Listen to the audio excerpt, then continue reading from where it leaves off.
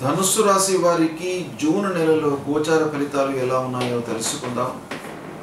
ముందుగా చంద్రుణ్ణి మినహాయించి మిగతా 8 గ్రహాలు ఈ జూన్ మాసంలో ఏ రాశిలో సంచరిస్తున్నాయి, ఏ స్థానాలలో సంచరిస్తున్నాయి, వాటి యొక్క ప్రభావం ఎలా ఉండబోతుంది అనేటువంటి విషయాన్ని చూద్దాం. 15వ తారీఖు వరకు వృషభ రాశిలో సూర్యుడు సంచరిస్తున్నాడు. 16 నుండి మాసాంతం మిథున రాశిలో సంచరిస్తున్నాడు. కుజుడు 6వ తారీఖు వరకు కర్కాటకం, 7వ తారీఖు నుండి మాసాంతం సింహంలో సంచరిస్తున్నాడు. బుధుడు 6 వరకు వృషభం, 22వ తారీఖు వరకు మిథునం, 23వ తారీఖు నుండి మాసాంతం వరకు కర్కాటక రాశిలో సంచరిస్తున్నాడు. గురువు మిథున రాశిలో సంచరిస్తున్నాడు. శుక్రుడు మేషరాశిలో సంచరిస్తున్నాడు. శని మీనం, రాహువు కుంభం, కేతువు సింహంలో సంచరిస్తున్నారు. అయితే ఈ సంచారము ధనుస్సు రాశి వారికి ఎలా ఉంది అనే విషయాన్ని మనం చూసినట్టయితే, సూర్యుడు మొదటి 2 వారాలు 6వ స్థానంలో అనుకూలంగా సంచరిస్తున్నాడు. తదనంతరం 7వ స్థానంలో ప్రతికూలంగా ఉన్నాడు. కుజుడు అష్టమ 9వ స్థానాలలో సంచరిస్తున్నాడు. కుజాష్టమం సంచారం ఉంది. కుజుడి యొక్క సంచారం చాలా ప్రతికూలంగా ఉంది. బుధుడు 6, 7, 8 స్థానాలలో అనుకూలంగా ఉన్నాడు. గురువు 7వ స్థానంలో అనుకూలంగా ఉన్నాడు. శుక్రుడు పంచమంలో అనుకూలంగా ఉన్నాడు. శనేశ్వరుడు అర్ధాష్టమ స్థానంలో ప్రతికూలంగా ఉన్నాడు. రాహువు 3వ స్థానంలో అనుకూలంగా ఉన్నాడు. కేతువు భాగ్యస్థానంలో ప్రతికూలంగా ఉన్నాడు. ఈ విధంగా గ్రహస్థితి ఉంది. ముఖ్యమైనటువంటి గ్రహ శనేశ్వరుడు అర్ధాష్టమ స్థానంలో సంచరిస్తున్నాడు. అయితే గత మాసంలో గురువు రాశి మార్పు జరిగింది కనుక గురు భగవానుడు 7వ స్థానంలోకి ప్రవేశించాడు. కనుక ఈ శని యొక్క ప్రభావము గురు సంచారం మూలకంగా కొంత మనకు రెక్టిఫై అయ్యే అవకాశాలు ఉన్నాయి. అర్ధాష్టమ స్థానంలో శని చాలా ఇబ్బంది పెడతాడు. మానసికంగా, శారీరకంగా ఇబ్బందులతో పాటుగా ప్రతి విషయం లోపల కూడాను అసంతృప్తి అనేటువంటిది క్రియేట్ చేస్తాడు. అయితే దీనిని రెక్టిఫై చేయడానికి గురువు 7మంలో మనకు సంచరిస్తున్నాడు కాబట్టి 7వ స్థానంలో సంచారము చాలా విషయాలలో మనకు అనుకూలతను చేకూరుతుంది. ఇక రాహువు కూడాను గత మాసంలో మారినాడు, 3వ స్థానంలోకి వచ్చాడు. రాహువు యొక్క ప్రభావం కూడాను అనుకూలంగా ఉంది ధనుసు రాశి వారికి. ఈ విధంగా చూసినట్టయితే మిశ్రమాధికంగా అనుకూలమైనటువంటి ఫలితాలు ఈ ధనుసు రాశి వారికి జూన్ మాసంలో ఉన్నాయి. అయితే కొన్ని విషయాలలో ఆటంకాలు తప్పవు, ఇబ్బందులు తలెత్తుతాయి. కాబట్టి దానికి ప్రిపేర్ అయ్యి దాన్ని ఎలా రెక్టిఫై చేసుకోవాలి, ఆ ఆటంకాలను మనము ఎలా అధిగమించాలి అనేటువంటి విషయాన్ని ముందుగానే మీరు పసిగట్టి దానికి తగినటువంటి చర్యలను మీరు చేపట్టినట్టయితే మీకు అనుకూలమైనటువంటి ఫలితాలు ఉంటాయి. ఇక ఆశించినటువంటి దానికి భిన్నంగా ఫలితాలు ఉండడానికి అవకాశాలు ఉన్నాయి. శనేశ్వరుడి మూలకంగా, అంగారకుడి మూలకంగా. కాబట్టి కొంత మనస్తాపానికి గురి అవుతారు. కొన్ని ఊహించినటువంటివి ఖర్చులు ముందుకు వస్తాయి. ప్రయాణాలు మట్టుకు మీకు బాగా కలిసి వస్తాయి, అనుకూలంగా ఉంటాయి. లాభదాయకంగా మీరు సంతృప్తికరంగా ప్రయాణాలు, విహారయాత్రలు, తీర్థయాత్రలు చేసేటువంటి అవకాశాలు బాగా ఉన్నాయి. మొదటి 2 వారాలు తలపెట్టినటువంటి పనులు నిరాటంకంగా పూర్తి అవుతాయి. ఆర్థికంగా నష్టము ఉన్నప్పటికీ, ఆర్థికపరమైనటువంటి సమస్యలు ఒక పక్కన ఉన్నప్పటికీ పనులు పూర్తి అయ్యే అవకాశాలు బాగా కనబడుతున్నాయి మొదటి 2 వారాలు. కనుక కొంత సంతృప్తిని కలిగించేటువంటి అంశం. ఇక వ్యాపార లావాదేవీలు, ఒప్పందాలు నిరాటంకంగా కొనసాగుతాయి. కుటుంబంలో ప్రశాంతత చేకూరుతుంది. చాలా సంతృప్తిగా మీరు కుటుంబ వ్యవహారము లీడ్ చేస్తారు. భార్యా పిల్లలతో సంతృప్తిగా ఉంటారు. అనవసరమైనటువంటి చర్చలు చేయకుండా ఉన్నట్టయితే మీకు చాలా సంతృప్తికరంగా ఉంటుంది. అయితే పని లోపల భారం పెరుగుతుంది, బాధ్యతలు పెరుగుతాయి, శారీరకంగా శ్రమించవలసినటువంటి సమయము, తొందరపడి నిర్ణయాలు తీసుకోకుండా ఉండడం చాలా అవసరము.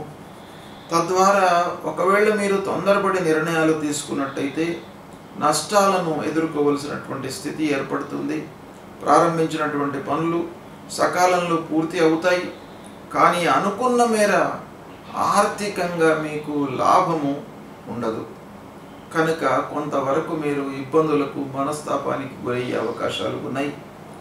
ఈ విధంగా మనం చూసినట్టయితే ధనుస్సు రాశి వారికి ఈ మాసంలో కొంత అనుకూలత, కొన్ని కార్నర్స్ లోపల అనుకూలత మట్టుకు ఉన్నది గత మాసంతో పోల్చినట్టయితే. కాబట్టి అర్ధాష్టమ శని ఉన్నప్పటికీ ఈ మాసం లోపల మీకు కొంత అనుకూలత గత మాసంతో చూస్తే చాలా అనుకూలంగా ఉంది. కాబట్టి దీన్ని మీరు సద్వినియోగపరుచుకున్నట్టయితే చాలా విషయాలలో మీకు కలిసి వస్తుంది. దీన్ని సద్వినియోగపరచుకోండి.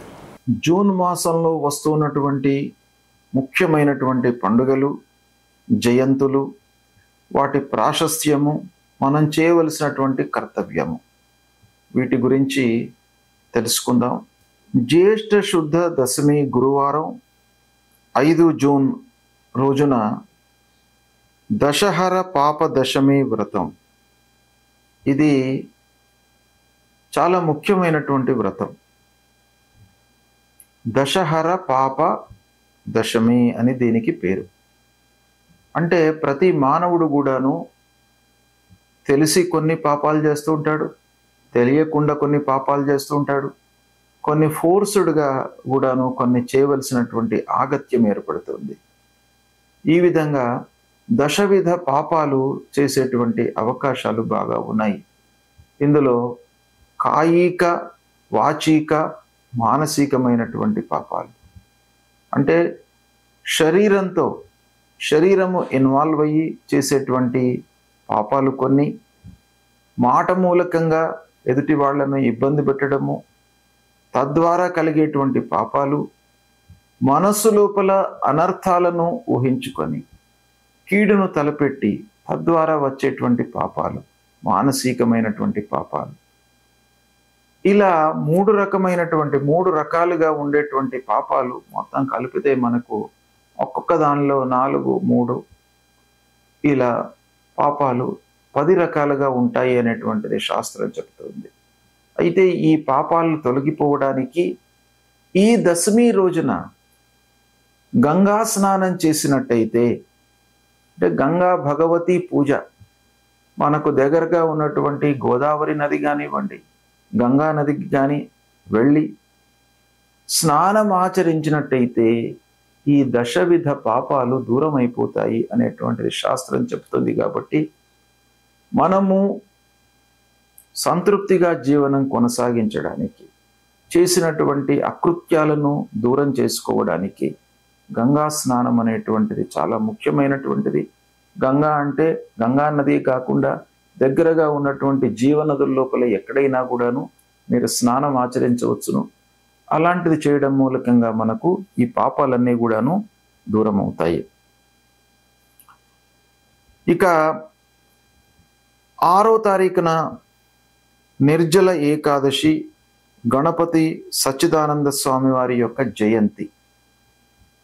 ఈ నిర్జల ఏకాదశి, మనకు ఏకాదశి వ్రతం చాలా ఉత్తమమైనటువంటి వ్రతం. అన్ని వ్రతాల్లో కూడాను ఏకాదశి వ్రతానికి అత్యంత ప్రాధాన్యత మన శాస్త్రంలో ఇవ్వబడింది. కాబట్టి మనము ప్రకృతి పరంగా, ఆరోగ్యపరంగా, శారీరకంగా మనం దృష్టిలో పెట్టుకున్నట్టయితే ఏకాదశి రోజున ఉపవాసం చేసి ద్వాదశి రోజున పారణ చేసినట్టయితే అద్భుతమైనటువంటి ఫలితాలు కలుగుతాయి.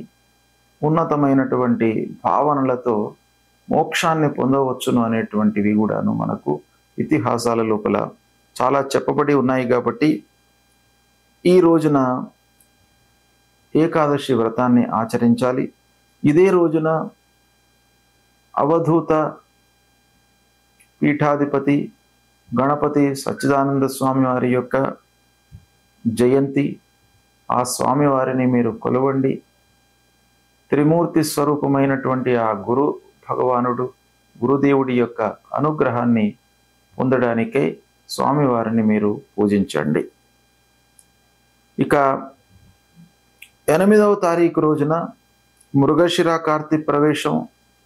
వ్యవసాయదారులకు కార్తులు అత్యంత ప్రాధాన్యతను సంతరించుకున్నటువంటివి. కార్తులను దృష్టిలో పెట్టుకొని వాళ్ళు కార్యకలాపాలు చేస్తూ ఉంటారు. వ్యవసాయం ప్రారంభం చేయడము, విత్తనాలు నాటడము, ఇవన్నీ కూడాను కార్తులకు అనుగుణంగా వాళ్ళు చేసుకుంటారు. కనుక మృగశిర కార్తీ ప్రవేశం అనేటువంటిది చాలా ముఖ్యమైనటువంటి కార్తీ. అది 8వ తారీఖు నాడు ప్రవేశిస్తుంది. ఇక 10వ తారీఖు నుండి గురుమౌఢ్యం ప్రారంభమవుతుంది. గురుమౌఢ్యము అనంటే గురువు మనకు కనిపించకుండా లుప్తమవుతాడనమాట. ఆ గ్రహ గురుగ్రహము కనపడకుండా ఉన్నప్పుడు శుభకార్యాలు చేయకూడదు అనేటువంటిది శాస్త్రం చెప్తుంది. కనుక ఈ 10వ తారీఖు నుండి గురుమౌఢ్యం ప్రారంభమవుతుంది. దాంతో వివాహాది శుభకార్యాలన్నీ కూడాను నిషేధం. ఒక నెల రోజుల పాటు ఉంటుంది ఈ మౌఢ్యము. ఈ సమయం లోపల శుభకార్యాలు నిషేధము. తర్వాత 11వ తారీఖున జ్యేష్ఠ పౌర్ణిమ బుధవారం, వటసావిత్రి గౌరీ వ్రతం. ఈ వటసావిత్రి గౌరీ వ్రతము ముత్తైదువులకు ఆ సావిత్రి ఎలానైతే గౌరీదేవిని పూజించి మాంగళ్యాన్ని రక్షించుకుందో అలాంటి ఉత్తమమైనటువంటి ఈ వటసావిత్రి వ్రతము 11వ తారీఖున వస్తుంది. దీన్ని కూడాను అందరూ ఆచరించి శుభప్రదమైనటువంటి జీవితాన్ని కొనసాగించడానికి ఈ వ్రతం బాగా ఉపయోగపడుతుంది. ఇక 14 జూన్ శనివారం సంకష్టహర చతుర్థి వ్రతం. సంకష్టహర చతుర్థి వ్రతము ప్రతి మాసం లోపల కూడాను పౌర్ణిమ తర్వాత తదియ కానివ్వండి, చవితి రోజున కానీ ఈ వ్రతం వస్తుంది. అందరూ కూడాను ఈ రోజున సంకష్టహర చతుర్థి వ్రతాన్ని ఆచరించి ఆటంకాలు లేకుండా మనము చేపట్టేటువంటి పనులు సుఖమయంగా పూర్తి కావడానికి, ఆ గణపతి యొక్క అనుగ్రహాన్ని పొందడానికై ఈ వ్రతాన్ని మనము ఆచరిస్తాం. ఈ వ్రతం లోపల ఉన్నటువంటి కర్తవ్యం ఏంటి అంటే, ఉదయం నుండి మనము ఉపవాసంతో ఉండి గణపతిని అర్చించి అభిషేకం చేసి సాయంకాలము చంద్రోదయం వరకు ఉపవాసము ఉండి చంద్రుణ్ణి చూసిన తరువాత ఉపవాస దీక్షను విరమించి అప్పుడు ఆ గణపతికి మళ్ళీ ఒకమారు ప్రార్థన చేసుకొని పూజించడము. ఇది ఈ సంకష్టహర చతుర్థి రోజున చేయవలసినటువంటి కర్తవ్యము. ఈ వ్రతము చాలా ముఖ్యమైనటువంటిది. కష్టాలు నివారిస్తాడు గణపతి, ఆటంకాలు రాకుండా మిమ్మల్ని కాపాడుతాడు. కాబట్టి ఈ సంకష్టహర వ్రతము అనేటువంటిది మీరు ఆచరించండి, శుభ ఫలితాలను పొందుతారు. తర్వాత 15వ తారీఖున మిథున సంక్రమణ ప్రవేశం అవుతుంది. ఈ సంక్రమణ రోజున పితృదేవతల ప్రీత్యర్థమై మనము ఎవరికైనా కూడాను కొంత అన్నదానం చేసినట్టయితే మీకు సత్ఫలితాలు పొందుతారు. ప్రతి సంక్రమణ రోజున పితృదేవతల ప్రీత్యర్థమై మీరు ఒకరికి కానీ ఇద్దరికి కానీ మీకు ఎంతమందికి అనుకూలమైతే మీ శక్తి కొలది అన్నదానం చేయండి, సత్ఫలితాలను పొందుతారు. ఇక 23వ తారీఖు రోజున సోమ ప్రదోషమి వ్రతం, మాస శివరాత్రి. ఈ రెండు కూడాను ప్రదోషమి, మాస శివరాత్రి శివ వ్రతాలు. ఈ రెండు వ్రతాలను సోమ ప్రదోషమి అదే రోజు వస్తుంది, అదే రోజున కూడాను మాస శివరాత్రి ఉంది. ఆ శంకరుణ్ణి ప్రదోష కాలం లోపల మీరు పూజించినట్టయితే మీకు అన్ని రకాలుగా ఐశ్వర్యాన్ని, అపమృత్యు దోషాలను తొలగిస్తాడు. అపమృత్యు దోషాన్ని తొలగించి ఐశ్వర్యాన్ని ప్రసాదించేటువంటి ఆ శంకరుడు ఆ సోమప్రదోషమి రోజున మీరు పూజించినట్టయితే తప్పకుండా మీకు అనుగ్రహం లభిస్తుంది. తర్వాత అమావాస్య, దర్శామావాస్య కూడాను 25వ తారీఖు నాడు వస్తుంది. ఈ అమావాస్య రోజున కూడాను పితృదేవతల ప్రీత్యర్థమై మీరు అన్నదానం చేయండి. ఎవరైతే నిస్సహాయులు ఉన్నారో, అంగవైకల్యంతో ఇబ్బంది పడుతున్నటువంటి వాళ్లకు మీరు కొంత అన్నదానం చేయండి. ఒకరికి ఇద్దరికి మీ శక్తి కొలది అన్నదానం చేసినట్టయితే మీ పితృదేవతల యొక్క అనుగ్రహం మీకు లభిస్తుంది. పితృదోషము ఉండకుండా ఉంటుంది. కాబట్టి ప్రతి అమావాస్య రోజున కూడాను మీరు ఈ కర్తవ్యాన్ని ఆచరించండి. ఇక 27 జూన్ జగన్నాథ స్వామి వారి యొక్క రథోత్సవము, పూరి జగన్నాథ స్వామి రథోత్సవము ప్రారంభమవుతుంది. ఇక 29 జూన్ రోజున బోనాలు ప్రారంభమవుతాయి. ఇవి ముఖ్యమైనటువంటి పండుగలు ఈ జూన్ మాసంలో ఉన్నాయి. ఈ పండుగలను మీరు గుర్తించి ఋషులు మన జీవితము సుఖమయంగా జరగడానికి, ఆటంకాలు లేకుండా, ఇబ్బందులు లేకుండా, అపమృత్యువు దరి చేరకుండా ఆరోగ్యవంతమైనటువంటి జీవితాన్ని గడపడానికి ఋషులు దర్శించి మనకు నిర్ణయించినటువంటి పండుగలు ఇవి. హిందూ సాంప్రదాయానికి మూల స్తంభాలు పండుగలను గుర్తించి ఆచరించడం అనేటువంటిది. కనుక ఈ పండుగలను ఆచరించినట్టయితే మన జీవితము సుఖమయంగా జరుగుతుంది.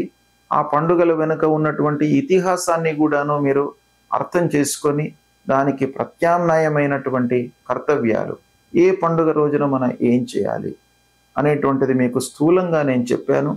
ఇంకా కూడాను మీరు ఈ విషయాన్ని మీరు తెలుసుకొని ఆచరించినట్టయితే జీవితాన్ని సుఖంగా మీరు కొనసాగించడానికి అవకాశాలు ఉంటాయి. ఉపయోగించుకోండి. గ్రహస్థితి ప్రతికూలంగా ఉన్నప్పుడు మనము చేయవలసినటువంటి కర్తవ్యాలు 2 ఉంటాయి. ఒకటి, మనము రెట్టింపు శ్రమతో ఆ పనులను చేయాలి. అంటే శక్తియుక్తులను ఉపయోగించి పనులు చేయడము. రెండవది, భగవంతుడి యొక్క అనుగ్రహము కొరకై మనము చేయవలసినటువంటి పరిహారాలు. ఇందులో ముఖ్యమైనటువంటి గ్రహాలు మన పైన చాలా ఎఫెక్ట్ను చూపిస్తాయి. సూర్యుడు, కుజుడు, గురువు, శనేశ్వరుడు, రాహువు, కేతువులు. ఈ గ్రహాలు ప్రతికూలంగా ఉన్నప్పుడు మనం చేయవలసినటువంటి విధి విధానాలు, పరిహారం ఏంటి అనేటువంటి విషయాన్ని చెప్తాను. సూర్యుడు ముఖ్యంగా మనకు ఆరోగ్యాన్ని ఇచ్చేటువంటి గ్రహము. ఆరోగ్య ప్రదాత అయినటువంటి సూర్యుడి యొక్క అనుకూలత బాగా ఉండాలి. అంటే దుస్థానాలలో సంచరిస్తున్నప్పుడు సూర్యుడు మనం చేసేటువంటి పనుల లోపల ఆటంకాలు, శ్రమ, శారీరక ఇబ్బందులు కలిగించేటువంటి అవకాశాలు ఉంటాయి. కాబట్టి సూర్యుడిని మనం ప్రసన్నం చేసుకోవడానికై ప్రతినిత్యం కూడాను ఉదయము స్నానం చేసిన తర్వాత సూర్య నమస్కారాలు చేయడము చాలా ముఖ్యమైనటువంటిది. మీరు 12 సార్లు సూర్యుడికి నమస్కారం చేసుకోండి. భూమికి కూడాను 12 సార్లు నమస్కారం చేయండి. నమస్కార ప్రియో భానుహు అని మీరు కేవలం నమస్కారం చేయడం మూలకంగానే మీకు ఆ సూర్య భగవానుడు మిమ్మల్ని అనుగ్రహిస్తాడు. మీరు చేసేటువంటిది చాలా కించిత్తు, కేవలం నమస్కారం. కానీ భగవంతుడు మీకు అనుగ్రహించేది మీకు ఆరోగ్యం. ఆరోగ్యమే మహాభాగ్యం. అలాంటిది మీకు కేవలం నమస్కారం మూలకంగానే వస్తుంది. కాబట్టి ప్రతినిత్యం కూడాను సూర్యుడికి నమస్కారం చేసుకోండి, భూమికి నమస్కారం చేయండి, మూలమంత్రాన్ని పఠించండి. సూర్యుడికి సంబంధించినటువంటి మూలమంత్రం జపా కుసుమ సంకాశం కాశ్యపేయం మహద్యుతిం తమోరిం సర్వపాపఘ్నం ప్రణతోస్మి దివాకరం అనేటువంటి ఈ మూలమంత్రాన్ని ప్రతినిత్యం కూడాను జపించండి. సూర్యుడికి అనుకూలమైనటువంటి జాతి రత్నం మాణిక్యం, అంటే కెంపు. ఈ కెంపును ధరించండి. శివాభిషేకం కూడాను చేయండి.